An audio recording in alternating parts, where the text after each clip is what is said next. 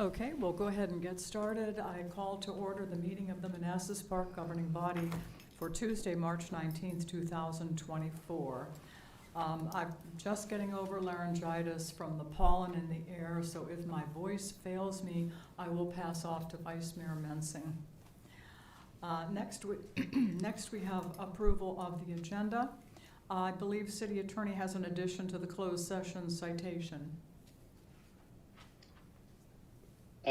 We have 4 matters to discuss in closed meeting for prospective business. We have 1 to amend a contract for the comprehensive development agreement. We have 1 personnel matter and 1 discussion of the award of a public contract, all pursuant to paragraphs 5, 8, 1, and 29, respectively, of the Code of, or 2.2-3711A, 3711A of the Code of Virginia. Okay, thank you, Dean. Any other changes to the agenda? Okay, do we have a motion to approve the amended agenda? So moved. Second. All in favor? Aye. Opposed, abstained, motion carries. Thank you. Please join us in a moment of silence, and Councilmember Amaya, could you lead us in the pledge?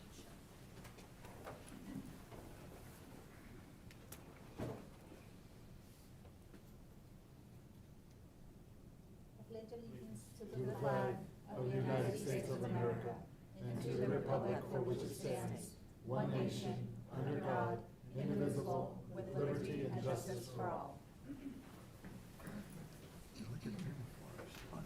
Okay, there's no one signed up to make public comment, but is there anyone who is not signed up but who would still like to make public comment? Please speak directly into the microphone, state your name, address, and limit your comments to 3 minutes. Thank you. Yeah, Tyler Regula, 281 Mosby Drive. I just want to come up and give some kudos out to the parking enforcement agencies that's been going around town. It's been noticeable. Tickets have been going out, streets have been getting cleaned up. So I just want to say thank you, and it's not going unnoticed. Okay, thank you. Okay. No public hearing. Moving on, we have a proclamation. Upon the completion of the proclamation reading, there will be 2 staff recommended motions. So there'll be 2 motions. The proclamation is to proclaim June 2024 as Lesbian, Gay, Bisexual, Transgender, and Questioning Pride Month in the City of Manassas Park. Whereas the City of Manassas Park is a welcoming community and an exceptional place to live, learn, work, play, and raise a family. And whereas Manassas Park recognizes the importance of equality and freedom from discrimination. And whereas the nation was founded upon and is guided by a set of principles that includes that every person has been created equal, that each has rights to their life, liberty, and pursuit of happiness, and that each shall be accorded the full recognition and protection of law. And whereas the City of Manassas Park's lesbian, gay, bisexual, transgender, and questioning community are a vital part of all fields and professions and contribute to a stronger community. And whereas the City of Manassas Park is dedicated to fostering acceptance of all of its residents and preventing discrimination and bullying based on sexual orientation and gender identity. And whereas Manassas Park is strengthened by and thrives upon the rich diversity of ethnic, cultural, racial, gender, and sexual identities of its residents, all of which contribute to the vibrant character of our city. And whereas the Centers for Disease Control recognizes that LGBTQ teens are at higher risk to be the victims of violence and have increased suicide rates. And whereas it is imperative that young people in the community, regardless of sexual orientation or gender identity, feel valued, safe, empowered, and supported by their peers, educators, and community leaders. Now therefore, I, Jeanette Rischel, Mayor of the City of Manassas Park, Virginia, and on behalf of the Manassas Park governing body, hereby proclaim and recognize June 2024 as Lesbian, Gay, Bisexual, Transgender, and Questioning Pride Month in the City of Manassas Park, and urge residents to recognize the contributions made by members of the LGBTQ community and to actively promote the principles of equality and liberty. Our first motion is that the governing body proclaim June 2024 as Lesbian, Gay, Bisexual, Transgender, and Questioning Pride Month in the city as presented. So moved. Second. All in favor? Aye. Opposed, abstained, motion carries. Second motion is that the governing body authorize and direct staff to fly the Pride Month rainbow flags, which do not have identifying marks for any individual, group, or organization, and which have been donated to the city by Equality Prince William for the month of June in accordance with the city's policy for flying flags from city flagpoles. So moved. Second. All in favor? Aye. Opposed, abstained, motion carries. Thank you. We have David Dooley with us this evening, and Councilmember Moore will present the proclamation.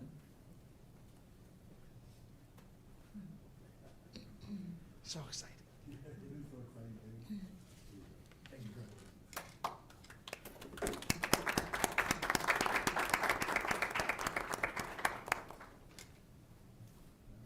Would you like to say a few words? I would. Okay, super. Normally I try and go off the cuff and get really emotional. So this time I prepared my notes that I will speak. So thank you, Manassas Park and governing body, for continuing to be the lead example of a loving and accepting community. My name is Dave Dooley, president of Equality Prince William, a gay father, uncle, veteran, and grandfather, and recent husband. Congratulations. Thank you. With over 500 plus anti-LGBTQI plus laws being introduced across the country, as well as increased hate crimes and bullying, especially to transgender and people of color communities, it is more important than ever to be visible and vocal allies to all LGBTQIA plus members. It is no longer acceptable to sit on the sidelines and say, it is not my problem. Lives are being lost, homes destroyed, and families torn apart. We just want to live, thrive, and succeed as those before us. You are the example of love and care for others. Please continue to do that good work for me. Our supporters here tonight, besides the audience here, thank you, and all those who couldn't be here. Thank you, and God bless all members of the community, no exceptions. And if you're observing Ramadan, happy Ramadan. Thank you. Thank you. Madam Mayor, can I say a few words? Can I say just a couple? Yes, go ahead. Yeah, thank you, David, for your comments. I appreciate that. I also want to announce to the audience, we're going to have a ceremonial raising of the pride flag on June 5th. They're going to go up on the 1st of June, but we're going to have the ceremony here at City Hall June 5th at 7 o'clock p.m. So come out and be a part of that ceremony. And again, thank you, David, for your comments. Thank you. Okay, moving on to consent agenda. Consent agenda consists of approval of the minutes of March 5th, 2024, appointment of Mr. Alan Rowley to the Board of Directors of the Upper Occoquan Service Authority for a term to expire on March 1st, 2027, approval of an authorization for the city manager to sign the necessary contractual documents to purchase the NICE Inform system equipment from Motorola Solutions at a cost not to exceed $61,720.70 as presented and subject to final city attorney review. Approval of a proclamation recognizing Northern Virginia Family Services on its 100th anniversary in May 2024, and the local volunteers who help families in need.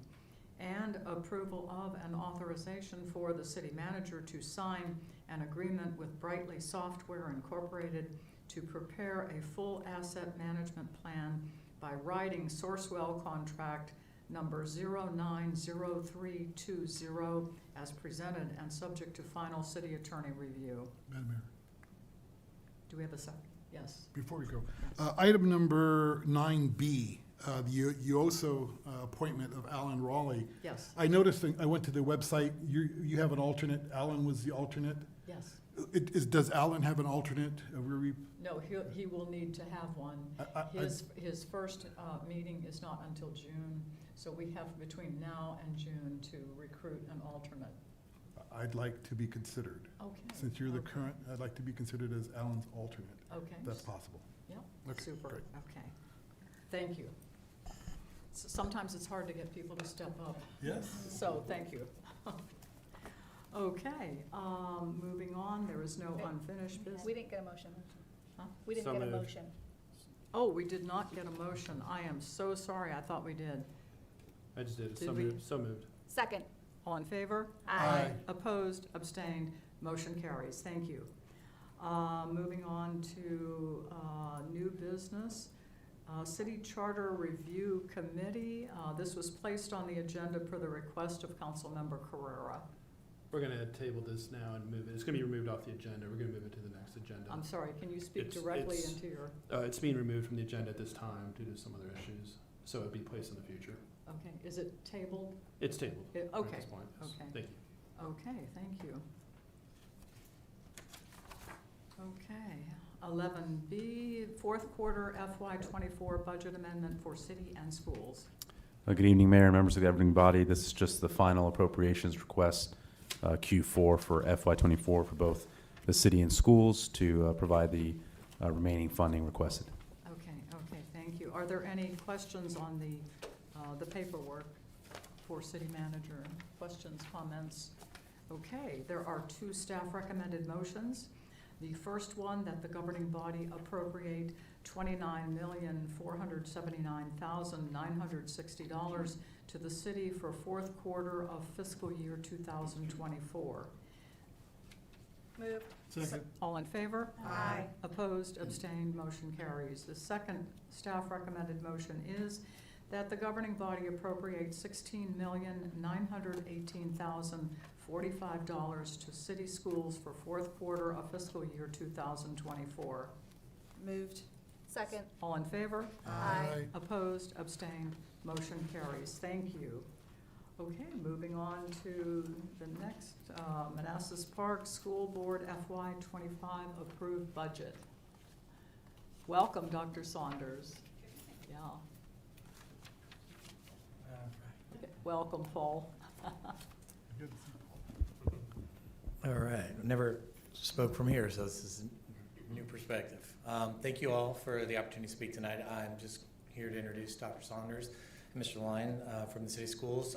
Before they get started, I do want to thank you all for giving us the chance to present tonight. Also, we've had an opportunity to meet with some of you this week and some of you last week and a couple in the next few days to go over questions or the budget. I appreciate you taking time out of your day. I know everyone's got a very busy schedule, so we really appreciate you making the effort to meet with us. And then lastly, I wanted to thank Mr. Palco for all of the help that he's been for the last, I think all of us can agree where the schools and the city are now is in a much, much better place. Oh, yes. And the collaboration, the way we're working together to utilize resources, share opportunities, it's been amazing. So I really, my hat's off to Mr. Palco, because it's been fantastic, and Dr. Saunders especially for fostering the relationship and really building on it. I just want to thank you all. Yeah, thank you very much, Paul.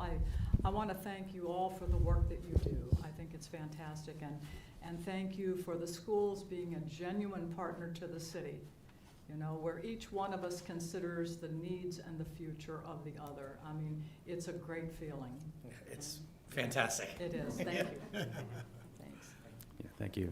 Especially thanks to Dr. Saunders for being so, dedicated and realistic Yeah. in how she manages the future of the schools as well. So just been a tremendous partner to have. Thank you. So good evening, members of the governing body and our community. We're here tonight to present the school board approved FY25 budget for your review and consideration. This is actually, I think, my third budget going in, and I'm excited to share some of the information with you this evening.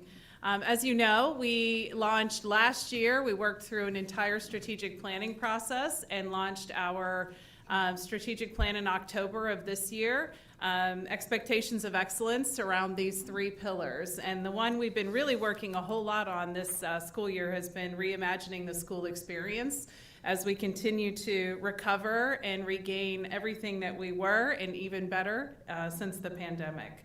This is just an overview of what we've been doing with our strategic plan. In October, we launched that strategic plan.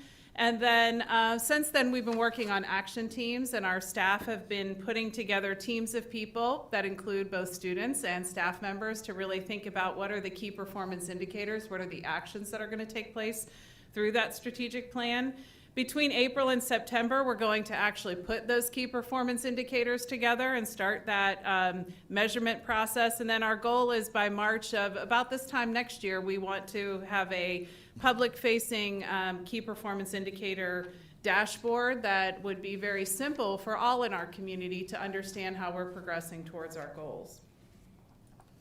You know, tonight we're going to talk about dollars and cents, but this is sort of our return on investment. I can't go through the presentation without talking about the amazing staff, the amazing students, and the amazing people that work in our school system. These are just some points of pride for us as we look at our school division. I could fill up page after page after page of these.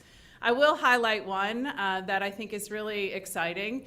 We had 80 students who were identified for direct admission to George Mason University this year. It's a new partnership that we have. And about every Thursday, I go to the high school and I talk, we have senior chats. So I try to talk to every senior before they graduate. And I had the opportunity to speak to a young lady who was a recipient of one of these direct admissions. And she was so proud of herself. This was something that she never saw in her future. This was something that she was not planning for. This was something that she didn't think could come for her. And she is, we talked about what she wanted to do, and she told me she wanted to be in psychology. And then we talked a little bit more, and I said to her, you know what, I think you're a future teacher. And so I hope that she returns back to us from George Mason as a teacher in our community. But there's so much for us to be proud of in Manassas Park. As you know, I'm required, the Virginia Code requires the superintendent to present a needs-based budget to the school board, and we did that earlier this year. And so what I'll share tonight are the elements of that budget. So the FY25 budget development inputs include, we use a zero-based budget process. We have all of our stakeholders start from the beginning. The budget holders start and really build that budget all the way from beginning to end. And we had a great process this year. I really feel like we had a lot of stakeholder input and a lot of people who better understand the process around budgeting. Our total FY25 school board approved budget consists of 6 funds: the federal, operating, grants, capital, medical trust, and food services. You'll hear more about those specifically from Mr. Lyon a little bit later in the presentation. This totals $60,444,000. Each of those funds are balanced in different ways. The federal fund is balanced based upon projected grant allocations. The capital fund is balanced based upon governing body projected allocation and governing body approved fund balance carryover. The medical trust fund is balanced based upon projected state and local funding and fund balance carryover. Other grants fund is balanced based upon projected FY24 fund balance carryover. And our general operating fund is balanced using projected local funds, projected governing body allocations, and a request for partial use of the city schools reserve funds and projected state funds.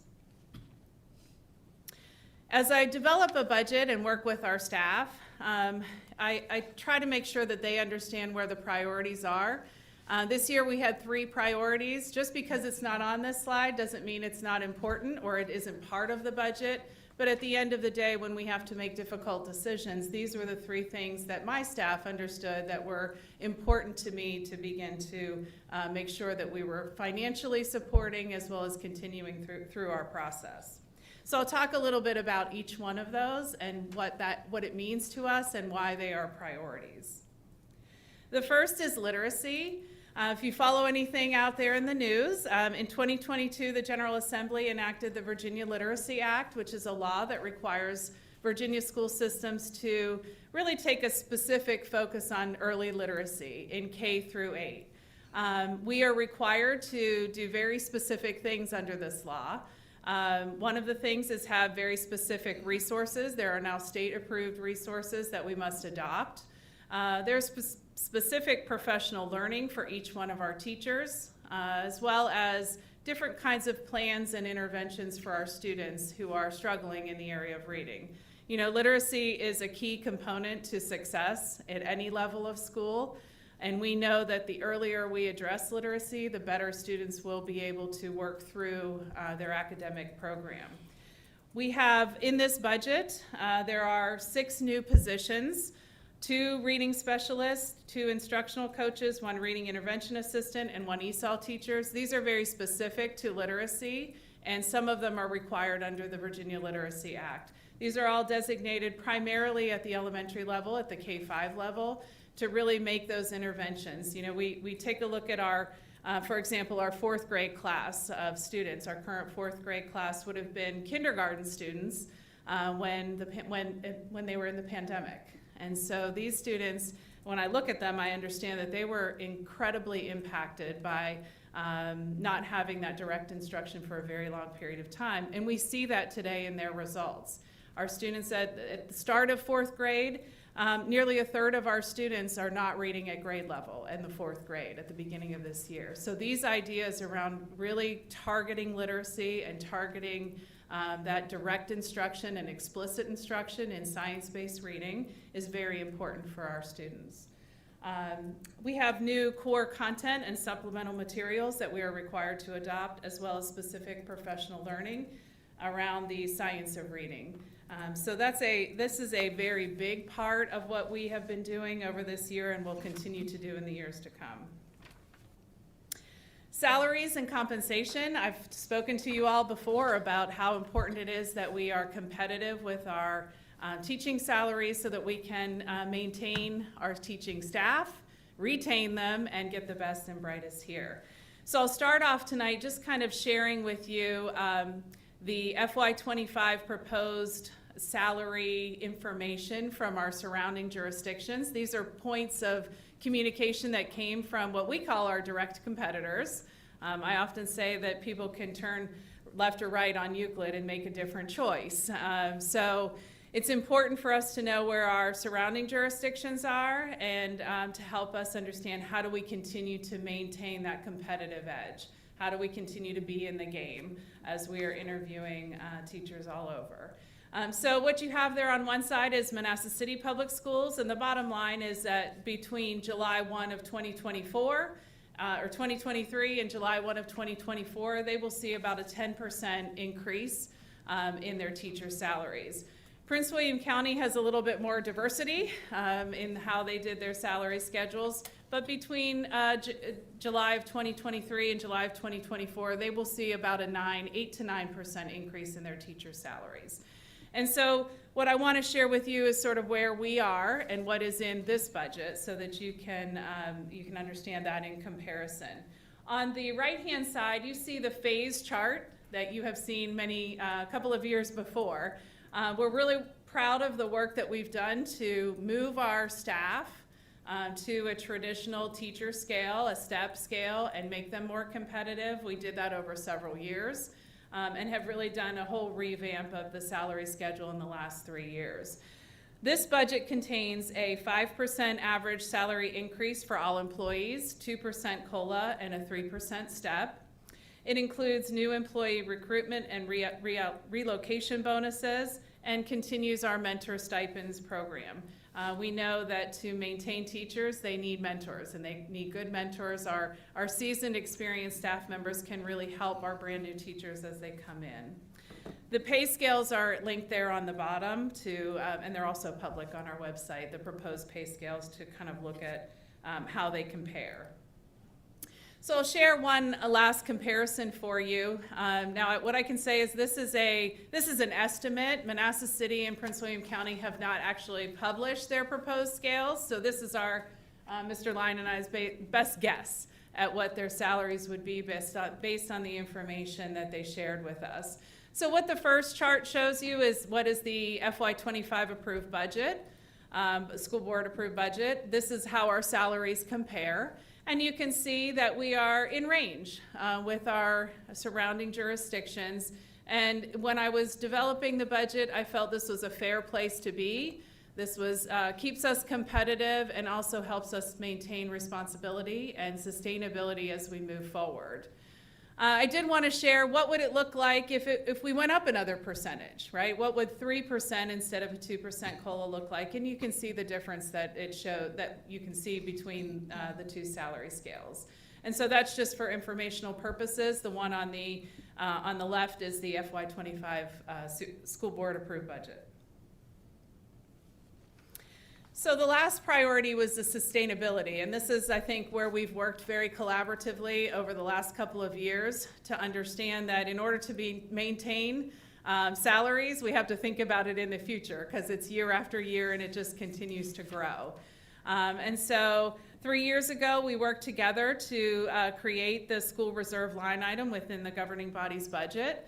That was created in FY23, and I think that shows the work that Mr. Palco and the school and the community and the governing body did together to try to work through that process. The sole purpose of this really was to provide sustainability for salaries in all of those positions, knowing that as we add these increases, we will need to continue to grow that in the future. This reserve line item has grown. We are very, we're very fiscally prudent at the end of the year with the reserves and with the surplus that we have. And in the FY25 school board approved budget requests partial use of this reserve fund in the amount of $754,727 to really address salaries and those increases in salaries. So at this time, I'm going to turn it over to Mr. Lyon to walk through the specifics of the budget and to talk about the budget development process, and then be available for any questions after that. Mr. Lyon? Thank you, Dr. Saunders. Good evening, Mayor Rochelle, honorable members of the governing board. Thank you for having us here this evening. First, I'd like to speak about our development process. It's a 5-phase process, which is how we've done it for the past couple of years. One thing that we did differently this year is at phase 2, we had our department heads, executive directors, take all of their requests from phase 1, which were the budget holders, and that started back in October. The budget holders started in October looking at their needs, identifying resources that they would like to request in the budget. They submitted those to their principals and department heads, and then those phase 1 budget requests were presented in phase 2 to the executive directors. At phase 2, the executive directors took their respective pieces of the budget under their umbrella of responsibilities, and they had to balance their pieces of the budget with some apportionment of the revenue, projected revenue. So in phase 3, the executive directors presented a balanced budget to the superintendent with items that they had to remove or reduce. The superintendent looked at those items, reviewed the balanced budget, and made adjustments, put some of those probably back in, made her priorities in the budget, and then presented them to our school board in phase 4. Our school board had work sessions to review all those pieces and approved it last night. And tonight we're at phase 5 with the governing body. Before we get into the actual budget, we'd like to review some data with you. Now, for the last 10 years, as you can see by this graph, enrollment had started to increase, but around 2017, 2018, from that point forward, our student enrollment has steadily decreased each year. I have some good news. Looks like from 22 to 23, the decrease has definitely slowed. I'm anticipating with all the economic growth and projects underway here in the park that our student enrollment will begin to balance off our stop and maybe start to grow in a positive direction in the out years here. Though the enrollment has decreased steadily over the last few years, one item I'd like to point out is our special populations, which are the line graphs on this bar chart, have not decreased. If you look at students with disabilities, which is the orange, over the last 2 school years, That percentage of students has increased by 2%. And those increases are in the areas of severe disability, or I shouldn't say severe, but cognitive disabilities, the disability categories that require a lot more resource and support. Looking at English learners, you can see that has steadily climbed. We're up to 42%. And those students, again, have significant instructional needs that require more resources and staff. And then finally, the students identified as economically disadvantaged. As you see on the line graph, that indicator looked like it had been declining over the last few years. That is actually due to a data processing change. Initially, parents would have to submit an application for reducing free lunch. But starting around 1920, that process changed to direct certification through the SNAP office, a data exchange. So we no longer accept applications. And actually, right at that point too, we became a system that we provide free lunches to all the students. But because of that data processing change, I believe that our economically disadvantaged students population didn't really decrease, it's just the identification changed. And now it's starting to catch up. And so we're probably going back in the direction that we really actually accurately represents the percentage of students who are economically disadvantaged. This table here just shows the data behind that chart. Per student funding for years 2017 through 2023, those figures are our final figures. And as you can see, our local per pupil ratio for spending has steadily increased over the years. And one thing you'll notice in 24 and 25, which are my estimations, in 24, the sales tax did decrease from the previous year. And then we anticipate with our projected revenue from the state that will rebound up slightly in FY25. The biggest change you'll see is in the federal per pupil. The reason for that is because the federal pandemic funds have come to an end. They sunset at the end of next September for us. And so as those funds dry up, we're returning to a more normal per pupil spending from the federal resources. So for total, for FY25, I project to be about $16,432, and for the current year, around $15,000. This proposed budget, or this approved budget for FY25 includes 529.6 FTEs. Our class size for K3 remains 22:1, which is unchanged, and grades 4 through 12 remains unchanged, also 26:1. Looking at our revenues, about 66% of our revenue comes from the state, nearly 27% from the city, 6% from the federal, and about 0.5% from local other resources. Expenditures by fund.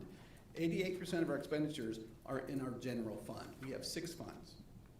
So following that will be the capital fund at 4%, school nutrition at 4%, our federal at 3%. Other grants is our new fund that we established this year, as we did with our winter amendment. And that fund is for grant monies that carry multiple years of performance, so we don't have to commingle them with our general fund anymore. Expenditures by function. 68% of our expenditures are directly related to classroom instruction, followed by 7% administration, attendance, and health, and maintenance at 10%, technology at 6%, transportation, and then food services. Expenditures by object. 80% of all of our expenditures are in salaries and benefits. That's the major part of the budget. Followed by materials and supplies, purchase services, capital outlay, and other charges. So now I'll break into each of our 6 funds. Our first fund here is our federal fund, which you'll notice from FY24 to FY25, there's almost nearly a $900,000 decrease in revenue, and a $900,000, the same decrease in expenditures. We have to balance the federal budget. We can't spend more than we take in with federal funds. And again, that is due to the pandemic funds coming to an end. Our general fund, and I remind you, this is 88% of our budget. When we look at FY24 to FY25, you'll see revenue changes. We project local other sources to increase maybe by $86,000. The city transfer increased by $400,000 to $13.7 million.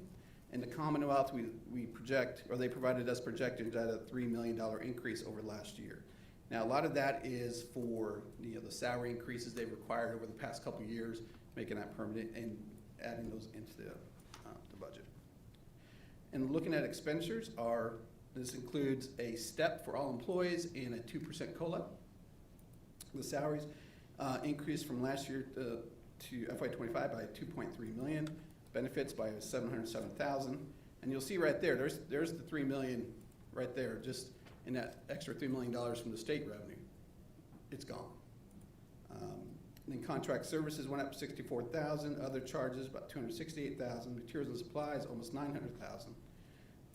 Excuse me, other funds 176, for total expenditures of $53,065,087.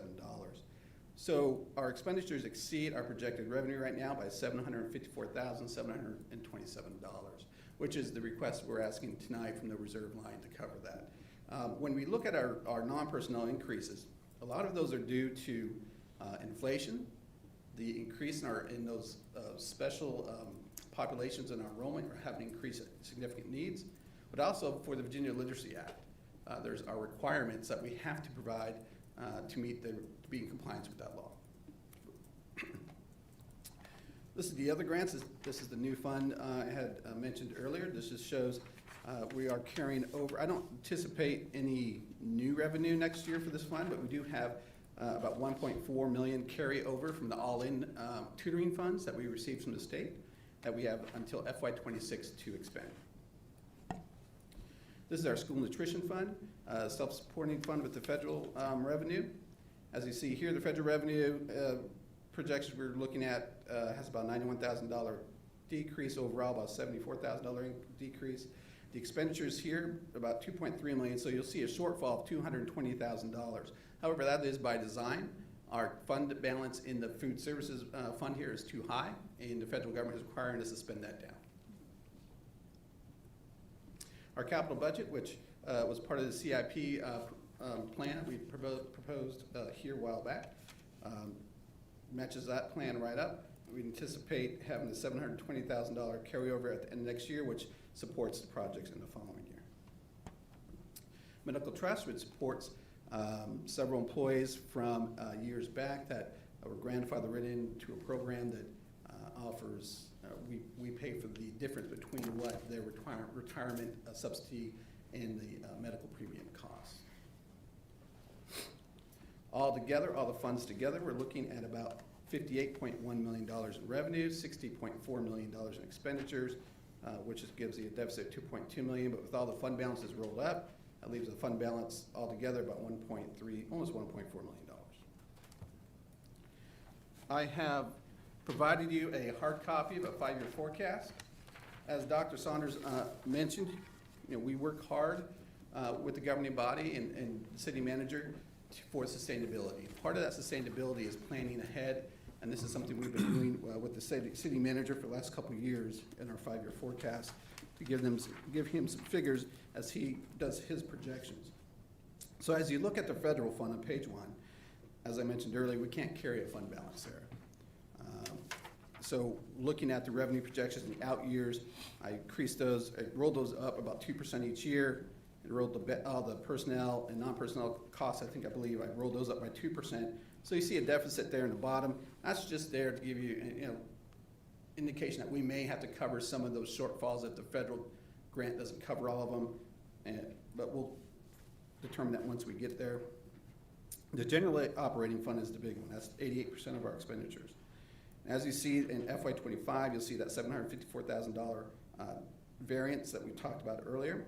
And as you look into the out years, this model is built on every other year a step, and then the other year a step in the COLA.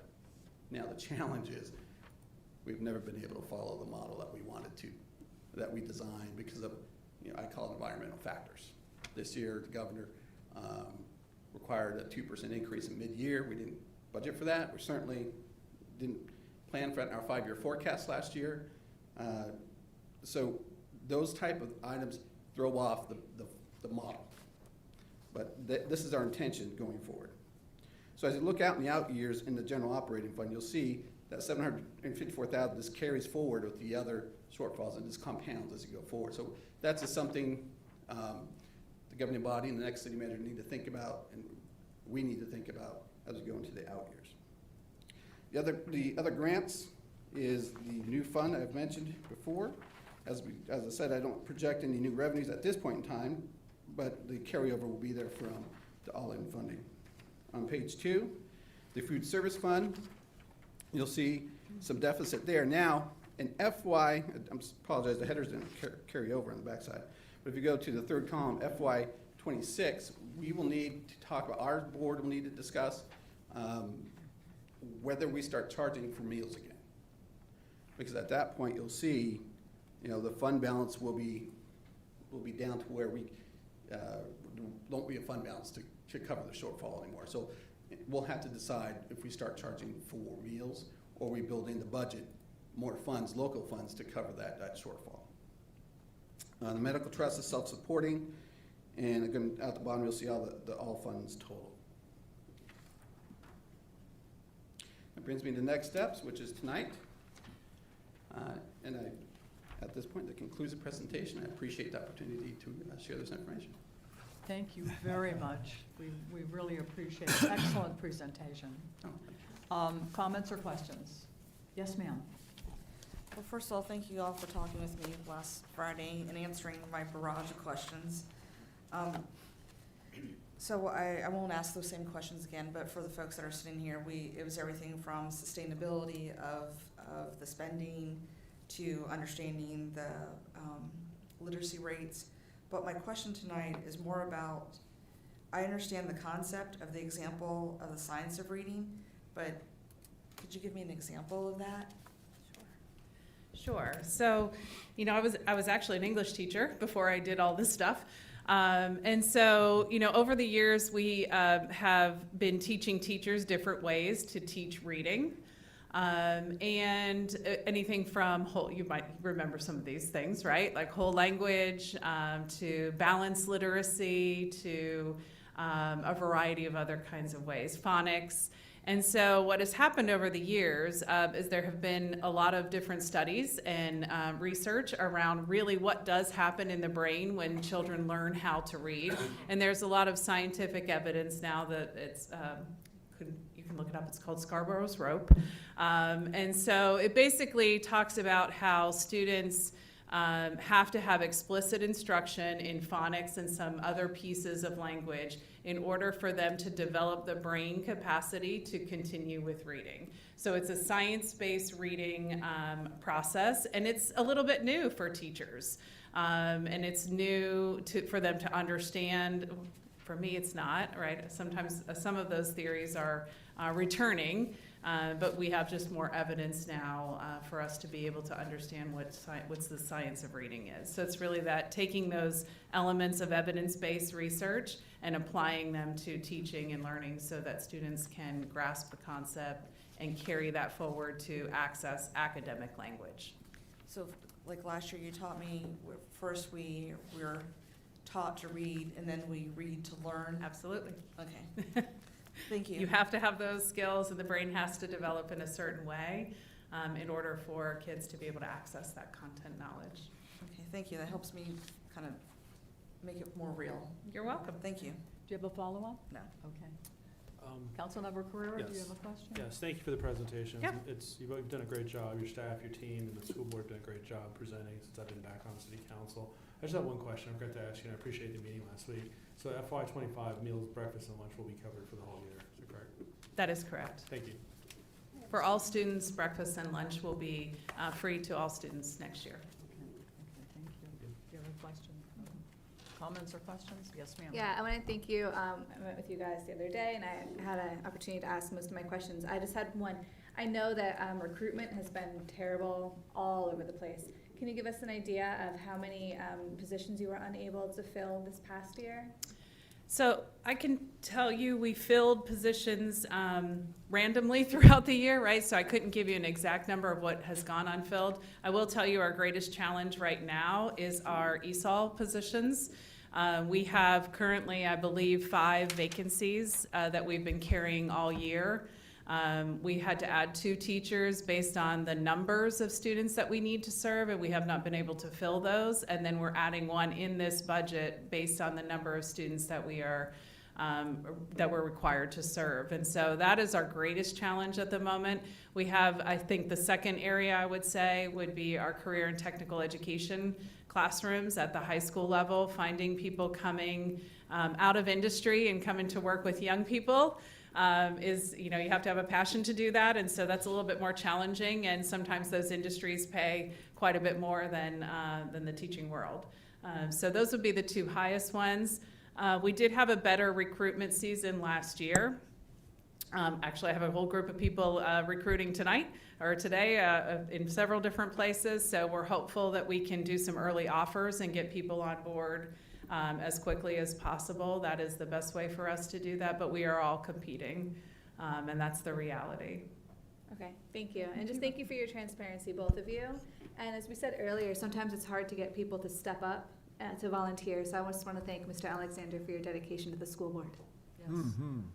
I would also put a shout out for, we do have an opportunity, if there's anyone in the community who has a bachelor's degree and is interested in transitioning into teaching and wants to come and serve in that capacity, definitely reach out to us. We have a couple of new avenues to certify teachers who have bachelor's degrees or individuals who have a bachelor's degree in another field, not necessarily education, but if you're looking for the joy of working with young people, give us a call. Thank you, Dr. Saunders and or Mr. Lyons for your, I almost give you a PhD, for your presentation. I know, Honorary. right? It's honorary. Without the work. Excellent presentation, fantastic. Doing a tremendous job, and just excited about the budget going forward. I had a couple questions though, and that is the capital budget. I see you're going to spend $2.5 million in FY25. Can you just give us an examples of some of the things that you're going to be spending on capital? Yeah, in FY25, we have a roof replacement at the middle school. Roof at the middle school? Yes, and actually we're actually started on it. We have a architectural design phase going on right now, and that'll be, that's a $2 million project, so that's $2 million, that 2.5 right there. If I can chime in on that, Sure. actually, in the middle school is where last year we were having the mold issues Right. related to the leak. Right, I remember in the that. building. So Yeah. the remediation was pretty expensive as well, so this was a desperate need for a new roof. Yeah, definitely. Great, Paul. Appreciate that. Yeah, that's good to hear. And then we have several other smaller projects to make up that difference. Okay. The legislative mandate for literacy that the legislation has done to us, was this an unfunded mandate? Did they give us any money to help us fill these 6 positions, or is it another unfunded mandate coming from Richmond? So I would say both. Let's go with that. Let's go. We did receive some additional funds to support providing literacy training and providing some of the resources and for the reading specialists. But those are based on the minimum amounts. They don't always cover the cost of a full teacher to do those kinds of things. So there has been some funding associated to it. I know the General Assembly isn't finished, or the work at the budget level isn't finished at the state. So we could see some additional funding for those things. There has been a lot of talk about that at the state levels. I would expect if we do receive additional funding for it, it will be very targeted funding that has to be used in certain ways. So I would say yes, we're getting some, but not all of it. Yeah, always the case. Wah, wah. The $700,000 that you're asking from the reserve, what is the balance in the reserve account? Or maybe that's a Laszlo question. Yeah, I'll get back to you when I brief the budget on April 9th, but it's well over $1 million, so we have Plenty of room. the funding to do that. And going back to the state mandates, really the Yes. biggest one, at least that I've seen from my perspective, correct me if I'm wrong, are the pay increases, because the state will do it just for SOQ funded positions, but the amount of positions that are SOQ funded are not enough really to manage any school do it. system. And we want to be fair to all of our teachers. We're not just going to give pay raises to those teachers that are SOQ funded. So that's the big unfunded mandate that falls on all school systems. Yeah. And I do really appreciate you telling us how much 1% COLA costs. I think it's $375,000 that this council can consider in our deliberations as we look at our budget. Because I think it's important that we stay competitive with our surrounding schools. And if we're starting to drop behind, we're not going to be able to recruit and do the things that we need to do. So that's important. I appreciate you giving us that information to consider. My final question is, we as a council are moving forward with a green plan for our city. Just want to know what the school district is looking at as far as green initiatives, green buses, alternate fuel buses, and things of that nature to help with greenhouse gases and things of that nature. Just if you could chime in on that for us. Yeah, so I think one of the things that City Manager Palco and I have been talking about for about a year has been the asset management piece, and I heard some language about that this evening. So first for us, around the electric bus conversation is really facility and how can we outfit the infrastructure for something like that to take place. Right now, where our buses are housed. And that is a very small space there and would need a whole set of revisions in order to do anything for electric bus work. So I think for us, that's where our conversation has been at this point, is talking about how do we look at that facility and potentially upgrade or change or do something different so that we could outfit or potentially start to explore the option of some electric buses. And if the council would like, we can certainly add a school-oriented focus in our green plan, working with the schools if they're open to that as well to help. Since we're going to be doing a lot more shared asset management planning as well for facilities, it makes sense to include them in our green plan as well. I think that's excellent. Excellent idea. I think that's absolutely exciting. So, yeah. Again, thank you, Dr. welcome. Saunders. Do you have a David, thank have you. a No, I'm finished. follow-up? No. Okay. Councilwoman Hey, good evening. Good evening. Thank you for the presentation. I think I have a question for Mr. Lyons. So I guess, I don't know, you kind of explained the deficit part. So it's basically your revenue, your expenses are more than the revenue that's coming in. The reason for that, I don't know if you explained it, I apologize, I might have spaced out. But Oh, no, well, I start going into a rhythm. I put people to sleep most of the time. The reason for that is really when you look at the expenses from FY24 to FY25, you'll see the biggest change right there is the $3 million in salaries and benefits. That's the increases, the steps, the COLAs. So when you compare July to July, from last July to this coming July, our salaries will have gone up 7%. That's at $2.3 million. And the benefits, proportionally go up. So right away, when you look at the additional revenue from the state of that $3 million, it's gone. Then we have all the, our enrollment in those subgroups with significant needs. They're increasing, the Virginia Literacy Act, and then inflation on top of all that. Right. The non-personnel costs went up too. And that's really, all of those together impact that bottom line, and that's why the expenses exceed the projected revenue at this point. And so for the budget, I guess the city ask is to cover that deficit? Right? Correct. The last 2 years, we've transferred back after, because one thing I'm a big believer in is I don't spend money to spend money. Right. And the last couple of years, as we've taken on these positions, we've cut off spending in the spring only for essential things can purchases be made. Right. And at the end of FY22, I believe my transfer back was about 1.1 million, and this current last year for FY23 is 1.2 million back to the city. So we've been very frugal and trying to support like Mayor Rochelle said, your priorities and your goals. We're definitely, trying to support everyone's goals on both sides of the programs. And lastly, if you can, for Dr. Moore, Councilmember Moore, I said Dr. PhD. So his request for the reserve, is there the reserve for the past 3 years? Yeah, so Can for you the past few years, What we the created, carryover was? what we created was a revenue stabilization fund, right? Because we can't predict future state revenues and future state mandates. So it was prudent to kind of build, in general, a city fund balance for this very purpose. There's multiple reasons for it, but we break down our reserves by specific goals, right? Whether it's cash on hand, so we don't have to go back to the days of borrowing from banks for accounts payable and payroll, right? Rainy day funds, if there's a recession, we don't have to gut. You don't want to cut spending when there's a recession. You want to help stimulate the economy, right?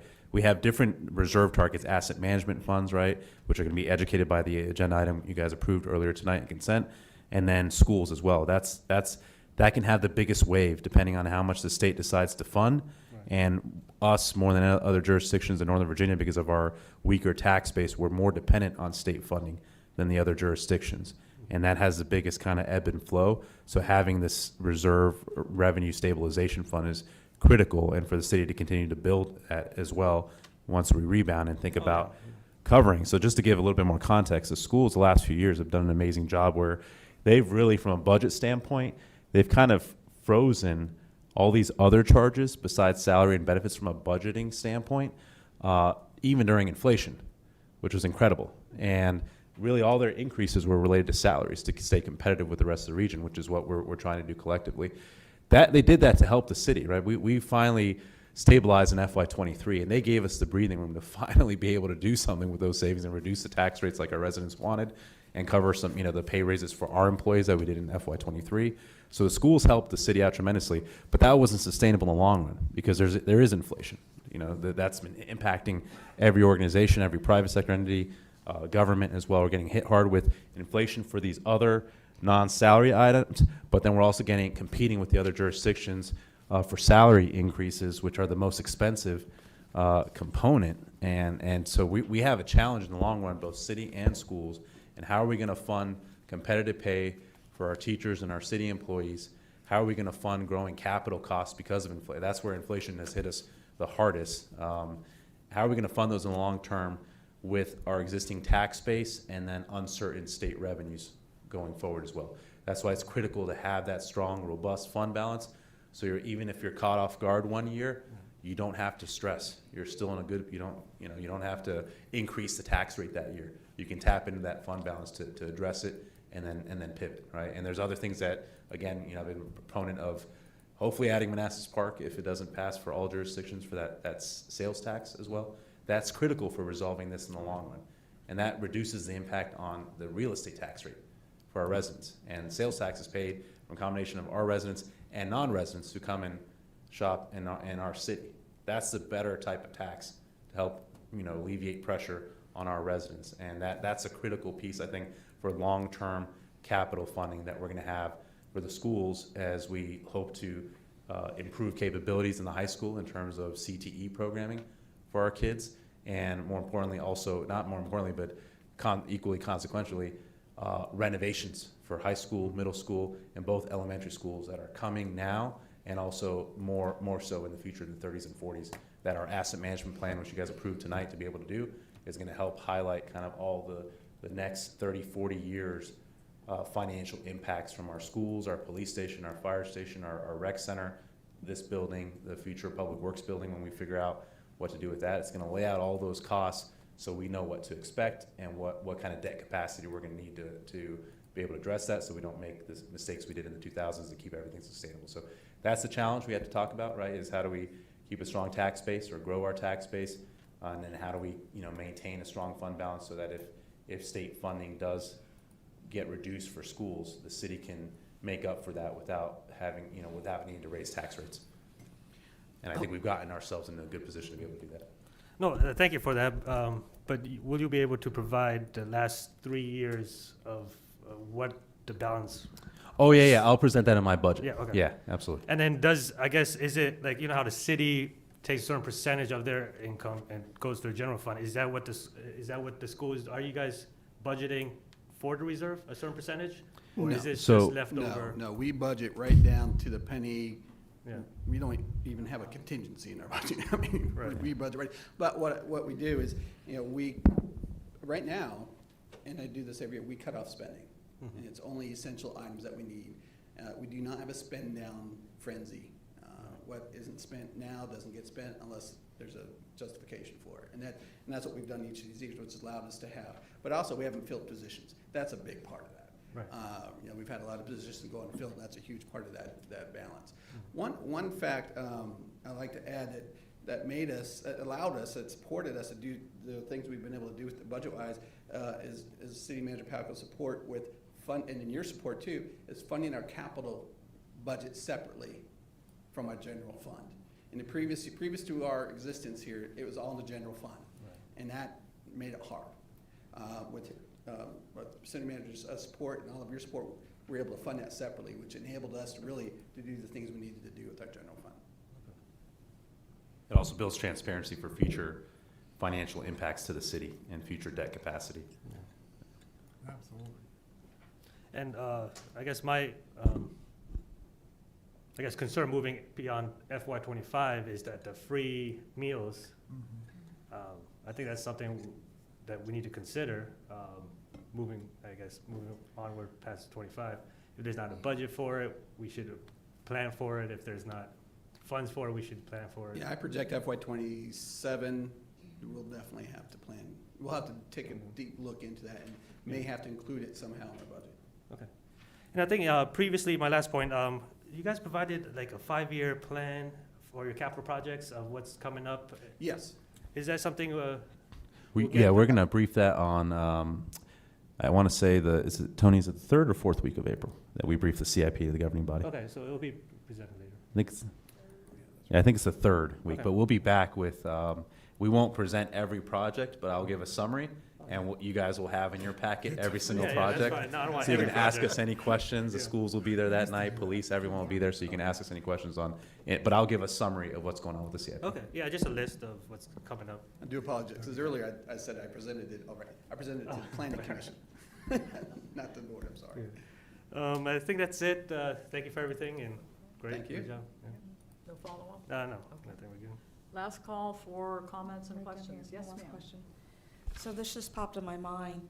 Are there any initiatives from the state and federal level, potential actual that you're hearing about that's gonna pop up and kind of impact the budget and your ability to Yeah. serve?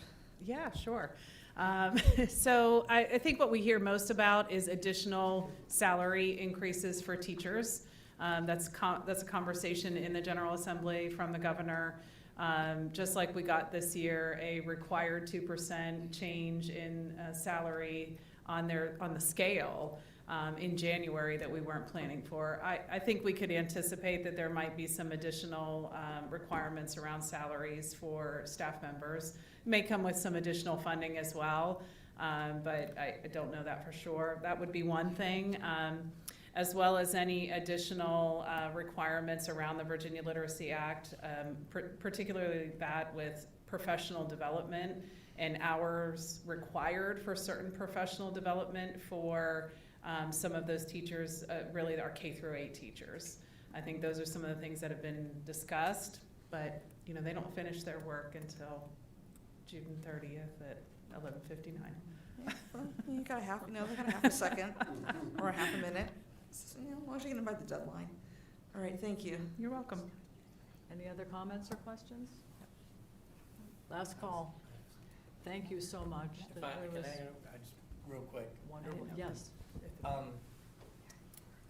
Vice Mayor Mency asked about recruiting, and I was going to ask Dr. Saunders. At a couple of meetings ago, we talked about the numbers we're trying to fill, but one of the things the school did an amazing job, and I just want to tout it because they were so good at it, was the diversity this year is so much better. So I'm going to ask her if she can provide that data to you guys so you can see the difference in this class of teachers that's come in. It's amazing. You'd be shocked at the numbers, but we're really, really happy with seeing that. So just wanted to tie that off with you. Also, start thinking about it. I was going to mention the free and reduced lunches, but also CTE. The community, there's tons of kids in our community that just go into the workforce, and we really want to start them off on their best foot. So one of the things that the board is heavily focusing on right now is CTE. So over the next year, we'll be coming back to you to kind of ask your opinion, see where you stand. But we just want to kind of plant those seeds with you guys now so you can think about it and we can kind of regroup and come up with priorities. And thank you again. Okay, thank you. Thanks for everything that you folks do, truly. Thank you. Okay, moving on to our second public comment time. Is there anyone who would like to make public comment? Yes. Okay. Yes, ma'am. Okay. So, oh, sorry, we'll have this gentleman go. We have this gentleman that wants to speak. Oh, yes. Good evening, and thank everyone who make the city of Manassas Park a nice and safe place to live in. But tonight I have basically, I've been compelled to point the way the new no commercial vehicles ordinance on the city streets of Manassas Park. And the reason being is that I've been issued a ticket a couple of days ago. And then I parked within 20 feet of a crosswalk. I was 19 feet from the crosswalk. And in the same street, and actually a few cars from me, there was a truck, a commercial truck, big truck with a two-wheeler truck. And I called the police department a few times already to enforce the parking new ordinance, and they kind of argue with me whether the vehicles are commercial or not, whether it's 10 minutes away from being the time to enforce the law, or whether they gonna send someone but never shows up. And there is cars or trucks where they have a truck license plates, and clearly that's a commercial vehicle. And one time that I talked to a person who answered the calls on the police department, asked me the question, what makes me think that was a commercial vehicle? So to this day, there is still many commercial vehicles being parked in the same street, and vehicles that just being set there for not days, weeks, but months on the same spot. And one issue that we have, which I saw a nice thing that the city of Manassas Park did on the new renewed street by the school, Osborne School, is that they mark the parking spaces, which is a really nice thing to do, because sometimes people just try to get a space for 2 or 3 cars, not allowing everybody to get a better or a much wider space for others to park. So now I used to have a small business, which I owned one commercial vehicle, but now that everybody's looking for a parking in any place is not less than 300, because everybody's crowding all these places where we can park our cars. And the place, the condominium where I live, they have, I guess, rule that they don't issue permits for anyone to park also commercial vehicles. So we don't make enough money, but I don't really want to sell my car, because I'm thinking to go back into the business. We kind of have to close our business because of COVID. Excuse me. So it's been 3 minutes. Okay, Yeah. okay. But before, Can you comment? yeah, so a couple things. Number one, can we get your name and address per the city clerk? Sure. My name is Ismail. And your address? Do I have to? Yeah. Yes, I would like to have it for the record. I live on La Paz. Okay. And then second, sorry if you've had a difficult time with customer service with police. We have our police chief here. You can connect with him after. We'll make sure to go address the issues that you're talking about. I mean, on the it's street. a bigger Yeah. thing than just that, because basically I'm arguing, and I'm really displeased with the way the police handles every time I call for the police, because I don't know, it's a really long story to say, but I have front cameras where they can tell the whole story, the way the police handle at times, how they address to the residents of the city. And I believe sometimes I feel even harassed. I mean, I do my duties. I call, and if I get my ticket issued within the reasonable because it's my mistake, I understand, but sometimes it's just, nonsense to be arguing with someone who clearly has the reason to Yeah. be in. So again, we've exceeded the 3 minutes, but please get with the police chief, and maybe chief, you and I can meet. We'll schedule a meeting, we'll sit down and we'll hear your concerns. If you have other neighbors who have the same concern, I'd like to hear more about it.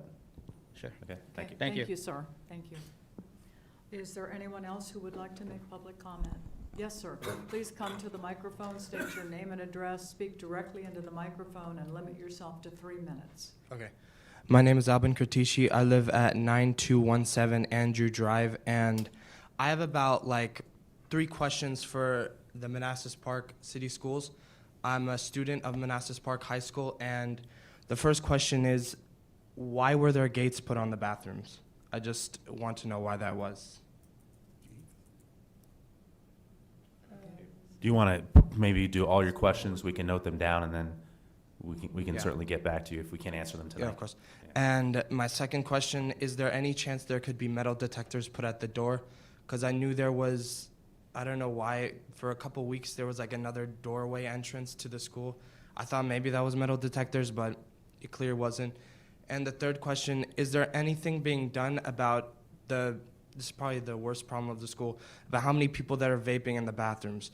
I understand that you guys had made a whole presentation about asking for more money about fixing the schools, but there's going to be nothing to fix if there's no students. I can at least address the metal detectors if you guys would like. So, go ahead. I just had a question of you. Did you go to the school board and present your concerns to our school board?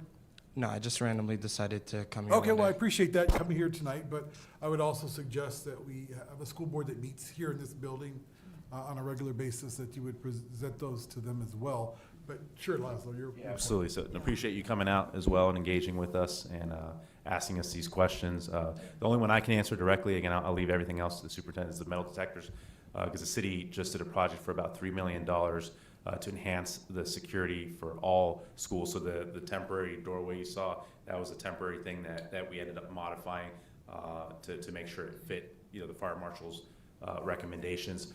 But what we did is we enhanced the glass and the walls and doors with ballistics to make it harder for active shooters to gain access. We installed security lock systems on every door, so automatic locking can occur. That was one of the issues with the Uvalde shooting that didn't happen.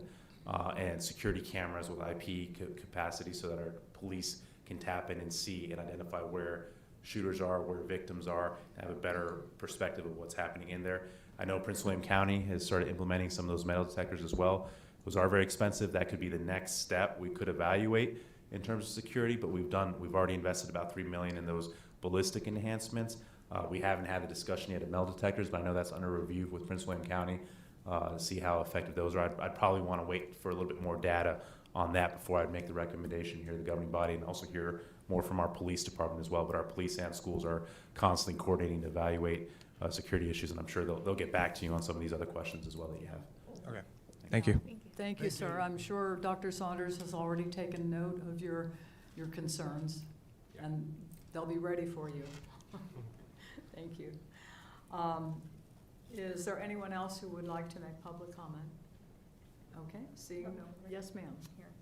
So a couple things. This coming Saturday, we may have the stream cleanup where we have to decide, because it's supposed to be raining again and quite a large amount of rain and cold. So Sarah, there'll be an email coming your way soon, because I think we need to check with the fire department to see at what point it's too dangerous to be in the water with the temperature. And the other thing we have planned for the third time on on Saturday, March 30th, over at Brandy Station. So fingers crossed that we will not have rain on the 30th. But if we do, then we have another makeup day for it. Okay. So just please, everybody, just check the Facebook page, or just reach out to Yessie and I will give the information. Okay, thank you. Okay, moving on to city manager's report. Yeah, I just want to thank the governing body for approving the asset management program tonight in the consent agenda. That's something I've been talking about since 2017, and we've finally gotten to the point financially where we're ready for that. We finally have the general services team built up to manage that program, but that's going to be, I feel more comfortable knowing that that's going to be done, and you guys are going to have full transparency in terms of long-term capital liabilities and how to make sure we have a financial plan to get that addressed. It's absolutely, that is the longest term kind of, besides I think salary increases, which are going to be an ongoing challenge as we compete with other jurisdictions. Your long-term capital liabilities are going to be a massive challenge, especially when I see numbers coming out of other jurisdictions. It's pretty frightening with how expensive facility projects have become. So getting ahead of it, understanding your long-term 30, 40-year financial impacts with your facilities and coming up with a game plan, I think is just going to set the city up for a much more financial sustainable position than what we inherited a few years ago. Yeah, thank you. Okay, moving on to closed session. Dean, would you please read us into closed session? Sure, I recommend that the governing body go into closed meeting for the following reasons. 1, to discuss the assignment, appointment, performance, and salaries of 2 city employees. 2, to discuss 4 separate prospective businesses and industries where no previous announcement has been made of the businesses and industries' interest in locating in the city. 3, to discuss the award of a contract involving the expenditure of public funds where discussion in an open session would adversely affect the bargaining position or negotiating strategy of the city. And 4, to discuss the amendment of the comprehensive development agreement between the city and the Village at Manassas Park LLC, where discussion in an open session would adversely affect the bargaining position or negotiating strategy of the city pursuant to paragraphs 1, 5, and 29 respectively of subsection 2.2-3711A of the Code of Virginia. Okay, do we have a motion? Second. All in favor? Aye. Opposed, abstained, motion carries. Thank you. We're going into closed session, 5-minute break.